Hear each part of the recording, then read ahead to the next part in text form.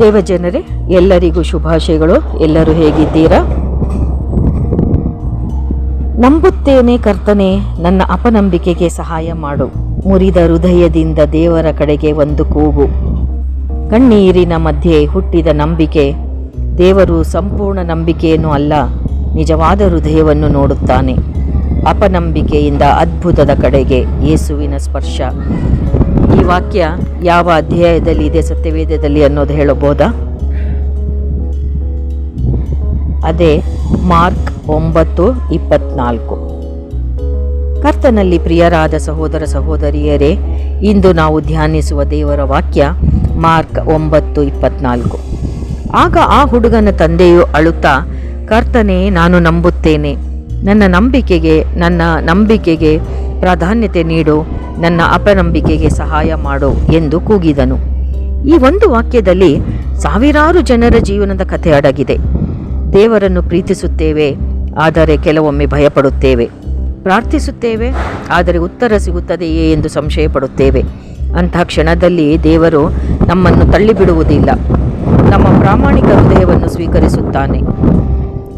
ಇಂದು ದೇವರು ನಮಗೆ ಹೇಳುವುದು, ನಿನ್ನ ಹೃದಯವನ್ನು ನನ್ನ ಬಳಿಗೆ ತಂದುಕೊಡು, ನಿನ್ನ ನಂಬಿಕೆಯನ್ನು ನಾನು ಬಲಪಡಿಸುತ್ತೇನೆ. ಅಪೂರ್ಣ ನಂಬಿಕೆಯನ್ನು ದೇವರು ಸ್ವೀಕರಿಸುತ್ತಾನೆ. ಆ ತಂದೆ ತನ್ನ ಅಪನಂಬಿಕೆಯನ್ನು ಮರೆಮಾಚಲಿಲ್ಲ. ಆತನು ಯೇಸುವಿನ ಮುಂದೆ ಸತ್ಯವಾಗಿ ಒಪ್ಪಿಕೊಂಡನು. ನಮ್ಮ ಜೀವನದಲ್ಲಿಯೂ ಸಮಸ್ಯೆಗಳು, ಕಾಯಿಲೆಗಳು, ಸಾಲಗಳು, ಕುಟುಂಬದ ಕಷ್ಟಗಳು ಬಂದಾಗ ನಂಬಿಕೆ ಕುಗ್ಗಬಹುದು. ಆದರೆ ದೇವರು ನಮ್ಮ ಪ್ರಾಮಾಣಿಕತೆಯನ್ನು ಮೆಚ್ಚುತ್ತಾನೆ. ದೇವರ ಮುಂದೆ ನಿಜವಾಗಿರಿ. ಕಣ್ಣೀರಿನ ಪ್ರಾರ್ಥನೆಯನ್ನು ದೇವರು ಕೇಳುತ್ತಾನೆ. ಆ ತಂದೆ ಅಳುತ್ತಾ ಪ್ರಾರ್ಥಿಸಿದನು. ಆ ಕಣ್ಣೀರು ವ್ಯರ್ಥವಾಗಲಿಲ್ಲ. ದೇವರು ನಮ್ಮ ಕಣ್ಣೀರಿನ ಭಾಷೆಯನ್ನು ಅರ್ಥ ಮಾಡಿಕೊಳ್ಳುತ್ತಾನೆ. ಮನುಷ್ಯರು ಗಮನಿಸದ ನೋವನ್ನು ದೇವರು ಗಮನಿಸುತ್ತಾನೆ. ಹೃದಯದಿಂದ ಮಾಡಿದ ಪ್ರಾರ್ಥನೆಗೆ ದೇವರು ಉತ್ತರ ಕೊಡುತ್ತಾನೆ. ಯೇಸುವಿನ ಶಕ್ತಿಗೆ ಅಸಾಧ್ಯವಾದುದು ಯಾವುದೂ ಇಲ್ಲ. ಆ ಹುಡುಗನ ಸ್ಥಿತಿ ಮಾನವ ದೃಷ್ಟಿಯಲ್ಲಿ ಅಸಾಧ್ಯವಾಗಿತ್ತು, ಆದರೆ ಯೇಸುವಿನ ಒಂದು ಆಜ್ಞೆಯಿಂದ ಅವನು ಬಿಡುಗಡೆಯಾದನು. ಇಂದು ನಮ್ಮ ಜೀವನದಲ್ಲಿರುವ ಅಸಾಧ್ಯ ಸಮಸ್ಯೆಗಳಿಗೆ ಯೇಸು ಉತ್ತರವಾಗಿದ್ದಾನೆ. ದೇವರ ಶಕ್ತಿ ನಮ್ಮ ಸಮಸ್ಯೆಗಳಿಗಿಂತ ದೊಡ್ಡದು. ಸಂಶಯವನ್ನು ನಂಬಿಕೆಯಾಗಿಸುವ ದೇವರು. ನಂಬಿಕೆ ಎಂದರೆ ಎಂದಿಗೂ ಸಂಶಯ ಬಾರದಿರುವುದು ಅಲ್ಲ. ಸಂಶಯ ಬಂದಾಗಲೂ ದೇವರನ್ನು ಹಿಡಿದುಕೊಳ್ಳುವುದೇ ನಿಜವಾದ ನಂಬಿಕೆ. ಆ ತಂದೆಯ ಮಾತು ಇಂದಿಗೂ ನಮ್ಮ ಪ್ರಾರ್ಥನೆಯಾಗಬೇಕು. ಕರ್ತನೇ, ನಾನು ನಂಬುತ್ತೇನೆ, ನನ್ನ ಅಪನಂಬಿಕೆಗೆ ಸಹಾಯ ಮಾಡು. ನಮ್ಮ ದುರ್ಬಲತೆಯಲ್ಲಿಯೇ ದೇವರ ಮಹಿಮೆ ಪ್ರಕಟವಾಗುತ್ತದೆ. ದೇವರು ಪರಿಪೂರ್ಣರನ್ನು ಮಾತ್ರ ಬಳಸುವುದಿಲ್ಲ, ತನ್ನ ಮೇಲೆ ಅವಲಂಬಿತರಾಗಿರುವವರನ್ನು ಬಳಸುತ್ತಾನೆ. ನಮ್ಮ ದುರ್ಬಲತೆಗಳು ದೇವರ ಮಹಿಮೆಗೆ ವೇದಿಕೆಯಾಗಬಹುದು. ಇದನ್ನು ಹಾಗಾದರೆ ಜೀವನಕ್ಕೆ ಹೇಗೆ ಅನ್ವಯಿಸಿಕೊಳ್ಳುವುದು? ಕಷ್ಟದಲ್ಲಿಯೂ ದೇವರನ್ನು ಬಿಡಬೇಡಿ. ಸಂಶಯ ಬಂದರೂ ಪ್ರಾರ್ಥನೆ ನಿಲ್ಲಿಸಬೇಡಿ. ದೇವರ ಸಮಯವನ್ನು ನಂಬಿ ಕಾಯಿರಿ. ನಿಮ್ಮ ಕುಟುಂಬಕ್ಕಾಗಿ ಪ್ರತಿದಿನ ಪ್ರಾರ್ಥಿಸಿರಿ. ಯೇಸುವಿನ ಮೇಲೆ ಸಂಪೂರ್ಣ ಭರವಸೆ ಇಡಿ.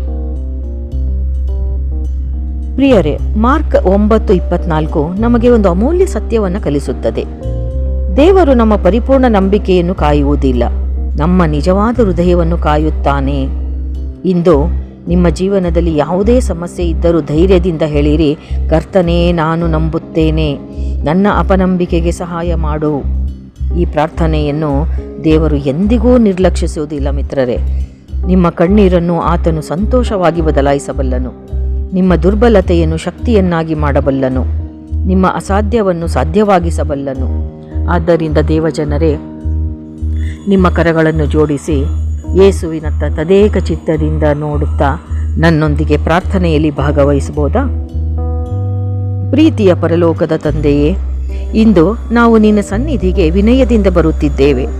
ನಮ್ಮಲ್ಲಿ ಅನೇಕರು ನಂಬಿಕೆ ಮತ್ತು ಸಂಶಯದ ನಡುವೆ ಹೋರಾಡುತ್ತಿದ್ದೇವೆ. ಕರ್ತನೆ, ಆ ತಂದೆಯಂತೆ ನಾವು ಕೂಡ ಹೇಳುತ್ತೇವೆ, ನಾನು ನಂಬುತ್ತೇನೆ ನಿನ್ನನ್ನು, ನನ್ನ ಅಪನಂಬಿಕೆಗೆ ಸಹಾಯ ಮಾಡು. ಹೌದು ತಂದೆ, ನಮ್ಮ ಹೃದಯವನ್ನು ಬಲಪಡಿಸು, ನಮ್ಮ ಭಯವನ್ನು ತೆಗೆದುಹಾಕು, ನಮ್ಮ ಕುಟುಂಬಗಳನ್ನು ಆಶೀರ್ವದಿಸು. ರೋಗಿಗಳಿಗೆ ಗುಣವನ್ನು ನೀಡು, ನಿರಾಶೆಯಲ್ಲಿರುವವರಿಗೆ ಹೊಸ ನಿರೀಕ್ಷೆಯನ್ನು ಕೊಡು, ಆರ್ಥಿಕ ಸಂಕಷ್ಟದಲ್ಲಿರುವವರಿಗೆ ದಾರಿಯನ್ನು ತೆರೆ, ಯುವಕರಿಗೆ ಜ್ಞಾನವನ್ನು, ಮಕ್ಕಳಿಗೆ ರಕ್ಷಣೆಯನ್ನು, ವೃದ್ಧರಿಗೆ ಆರೋಗ್ಯವನ್ನು ಅನುಗ್ರಹಿಸು. ನಮ್ಮ ಜೀವನವು ನಿನ್ನ ಮಹಿಮೆಯನ್ನು ಸಾರುವ ಸಾಕ್ಷಿಯಾಗಲಿ. ಪ್ರತಿದಿನವೂ ನಿನ್ನ ಮೇಲೆ ದೃಢವಾದ ನಂಬಿಕೆಯಿಂದ ನಡೆಯುವ ಕೃಪೆಯನ್ನು ಕೊಡು. ಈ ಎಲ್ಲ ಬೇಡಿಕೆಗಳನ್ನು ನಮ್ಮ ರಕ್ಷಕನಾದ ಯೇಸು ಕ್ರಿಸ್ತನ ಅಮೂಲ್ಯ ನಾಮದಲ್ಲಿ ಬೇಡಿಕೊಳ್ಳುತ್ತೇವೆ. ಪಿತರ, ಸುತರ ಮತ್ತು ಪವಿತ್ರಾತ್ಮರ ನಾಮದಲ್ಲಿ. ಆಮೇನ್, ಆಮೇನ್.